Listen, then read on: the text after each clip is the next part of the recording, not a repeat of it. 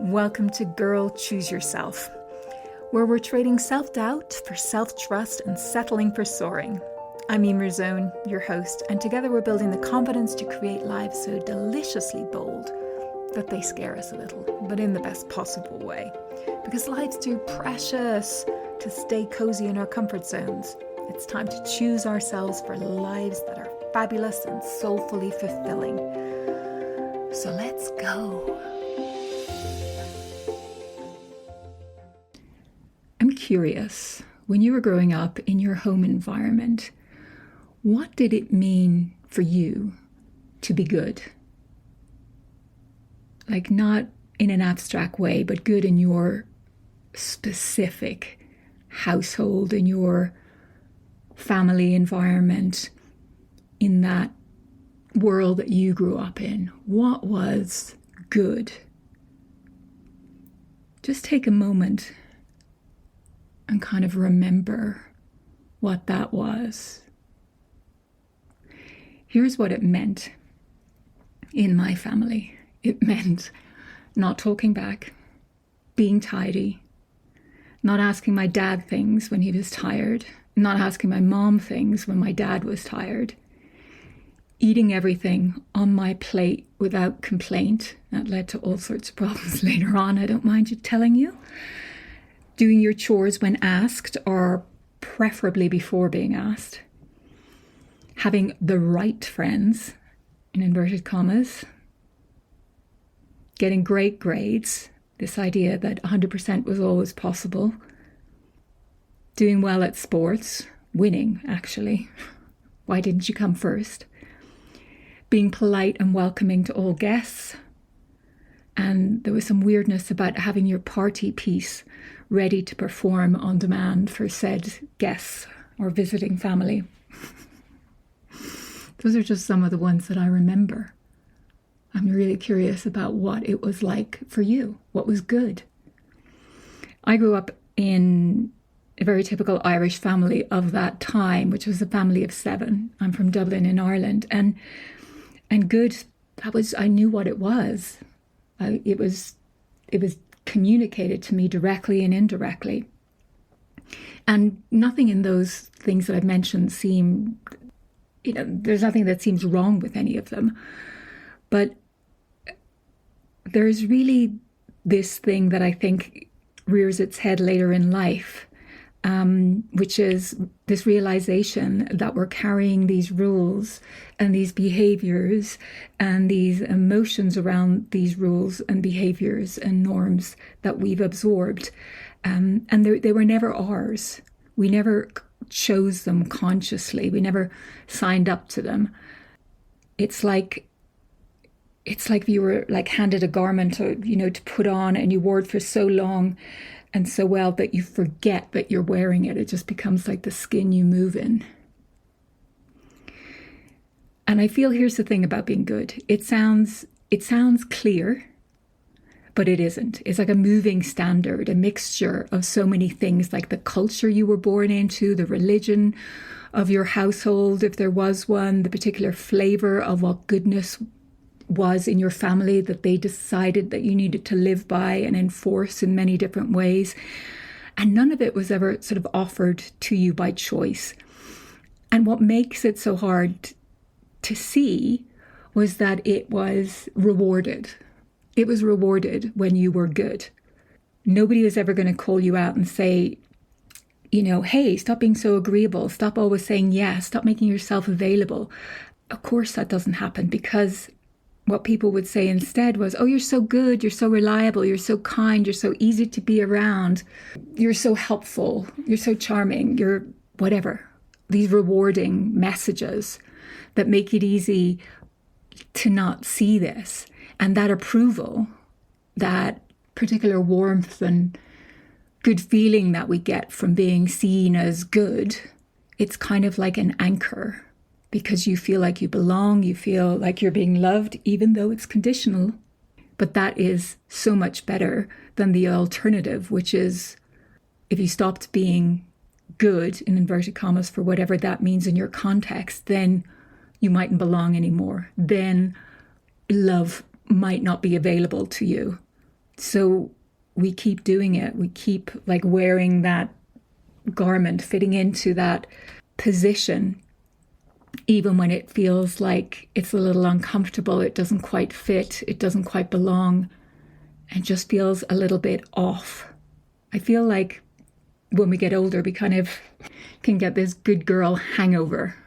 And it obviously doesn't look the same for everybody because our good is different because of the context that we grew up in, right? But I wonder if you hear yourself or you recognize yourself in just some of these examples. Maybe it's the career that never quite fit you, but was sort of really applauded at every family dinner. It was a sensible choice, the one the parents understood and were proud of. And something in you quietly deflated the day you took it and has been quietly deflating ever since. Maybe it's always being the one who holds it together. Maybe you're the family anchor. Maybe you're the reliable one, the one everyone calls in a crisis because she always knows what to do. She always holds it together. She never falls apart, at least not where anyone can see. Maybe it's the chronic over-explaining, having to justify every decision, every need, every want, because wanting things without a good reason feels dangerously close to selfish. And good girls are never selfish. Maybe it's being the peacekeeper. Are you the peacekeeper? Absorbing tension so that others don't have to feel it? Are you always smoothing things over, being the mediator?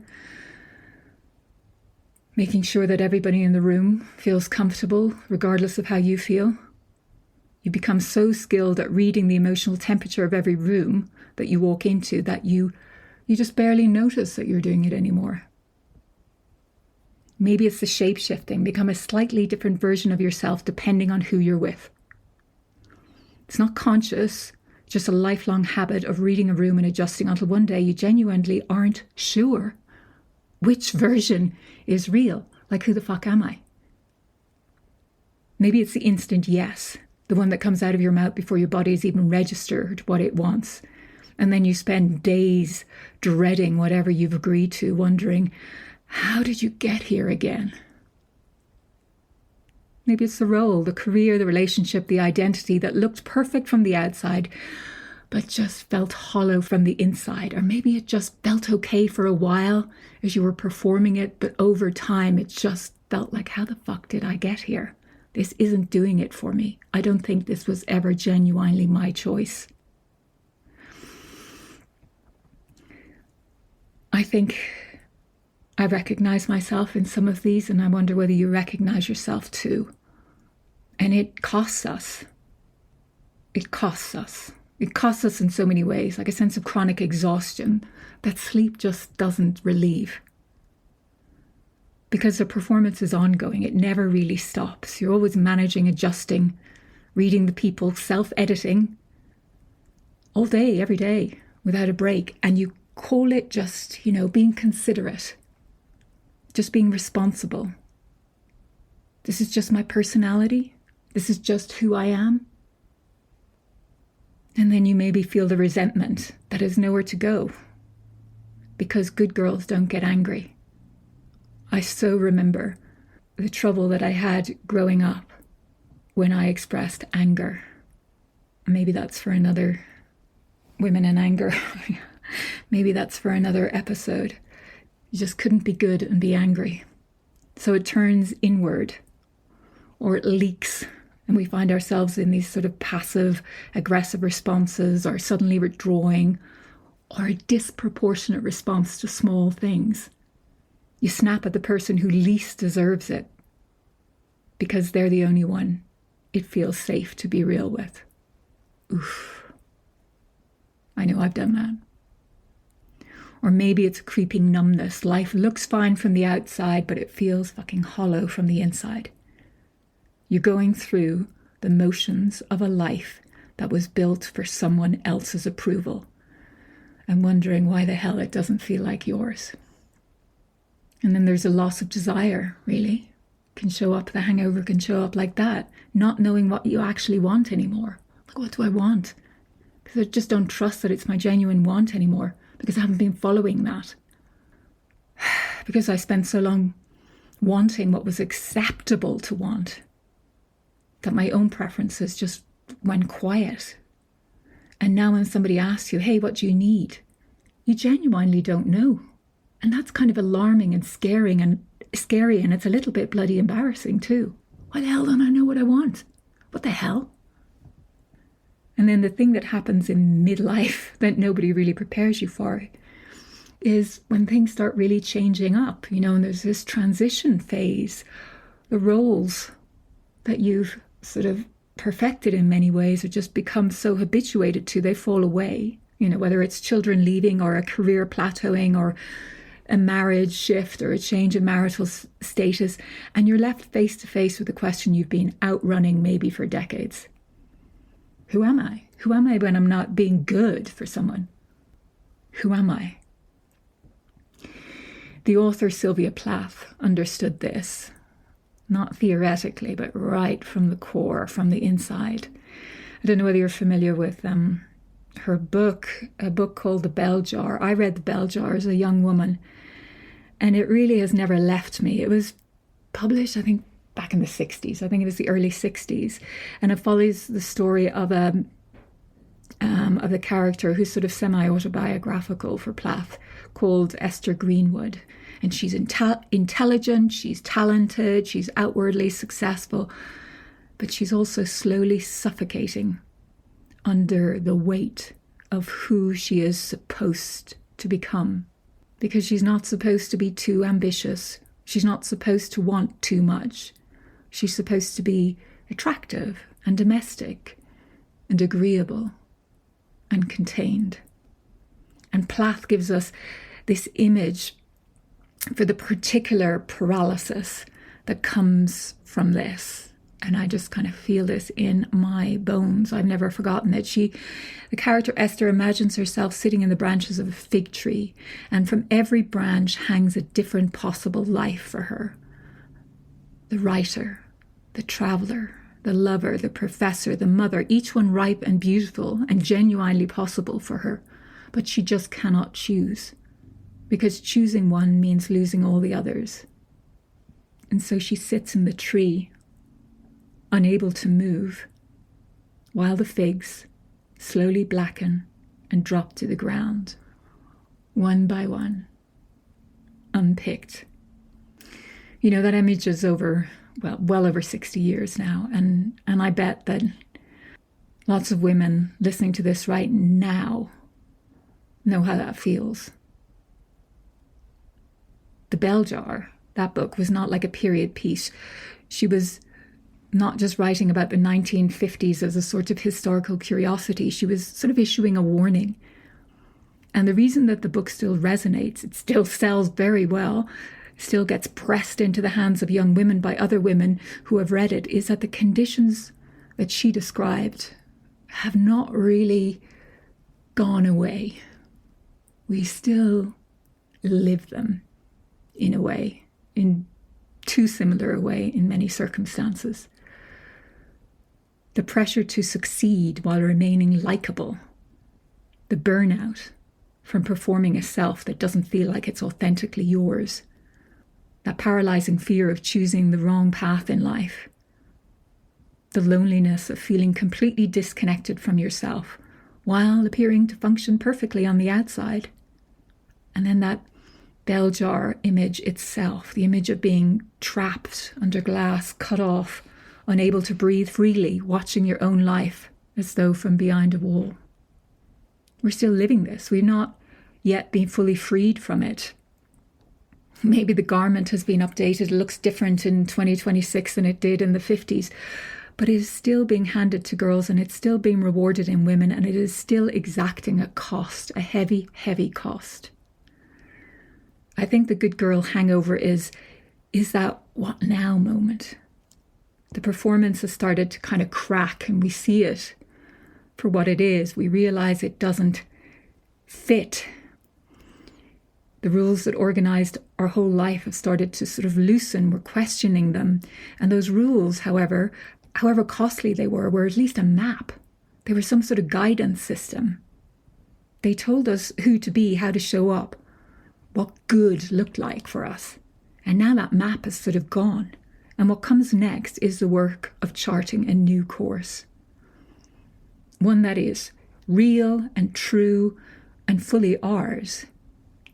And, I won't pretend otherwise. That's disorienting. That's overwhelming even. That's really frightening.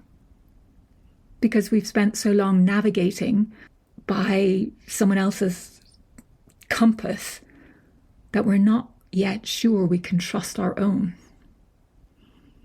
And I think the world is not always kind about this moment, which makes it more uncomfortable still. It has a name for it that is designed to make you feel small and overly dramatic and self-indulgent. Midlife crisis. Pull yourself together. You have a good life. Be realistic. This is just a phase. Other people have real problems. And I think it's really an opening. It's an opening for us. It's the place between who we were performing and who we actually are. And that in-between space, that kind of gap, I guess, uncomfortable as it is, something important is becoming possible from there. I want to offer you this image. I used it in my book, Choose Yourself, of the 3 concentric circles, where the outer circle is what you show the world. It's kind of the mask. It's the performance. It's the good version of you. Capable, agreeable, reliable, easy. She is who you feel you should be. She is who others need you to be. She is very, very good at her job. The middle circle then is who you fear you are, sort of the shadow. Think about Jung.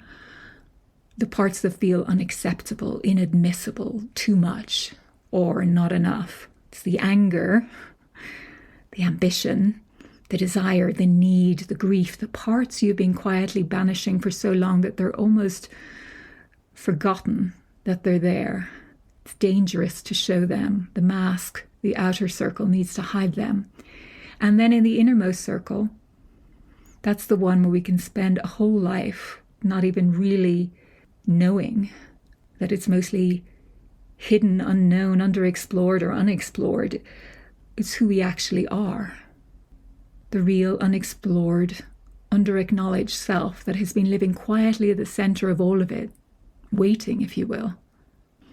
Not something to be built or earned or created and constructed. It's already there. It's already whole, it's just not yet fully met. And I feel the good girl hangover, the gap, the disorientation. It's not emptiness. It is the distance between that outer and the innermost circle. And crossing that distance is the work. I have this piece of art on my wall.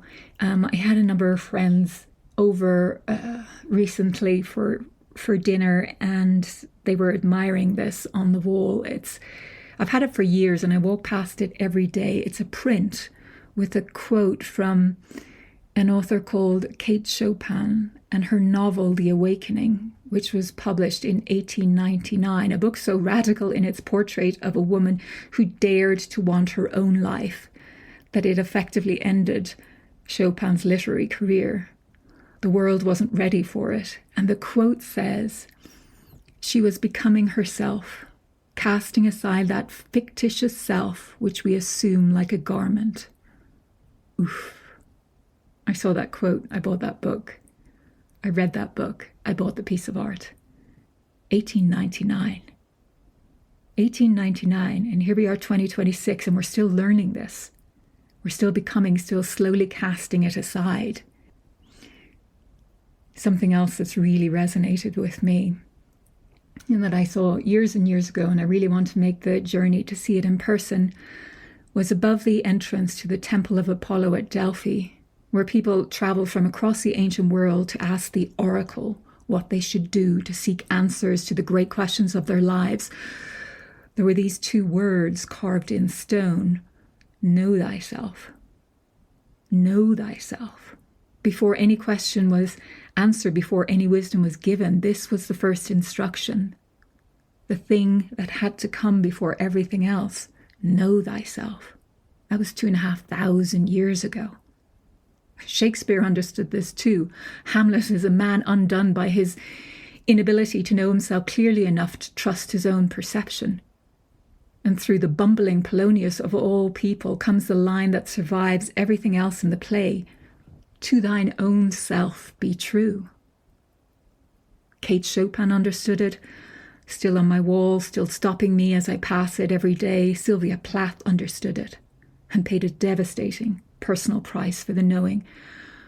2,500 years from the oracle at Delphi to a fig tree in a 1963 novel to a print on a wall in Santa Fe in 2026. And the instruction has not changed. The invitation has not changed. Know thyself. Not the garment, not the performance, not the version of you that earned the most approval from the outside. The one in the most innermost circle. The one who has been waiting. The inspiration for this episode is drawn in large part from chapter 3 of my book, Choose Yourself, which is called The Trouble with Being Good. If this has stirred something in you and you want to go deeper, the book is there. And I want to leave you with something simpler, just a question, the oldest one, the one carved above the temple door that has been waiting for you. It's been waiting for us our whole lives. Who are you beneath the garment? You don't have to answer it today. You don't have to have the answer fully or clearly all at once. Because as Kate Chopin knew, it's not a moment, it's a direction. And you could begin quietly, imperfectly, without anyone needing to know. And that's choosing yourself. You're amazing. I'll see you next week. Enjoy the long weekend. Bye. Thanks so much for tuning into the episode this week. I hope you got a lot out of it. And if you did, please share it with somebody who you feel would benefit. And leave a review. Always greatly appreciated. Lots of free and paid resources to take things a step further. You can find those in the show notes. And hey, if nobody has told you this yet today, you are amazing. And the world is a far more beautiful place because you're here with us all. Stay cool. Bye.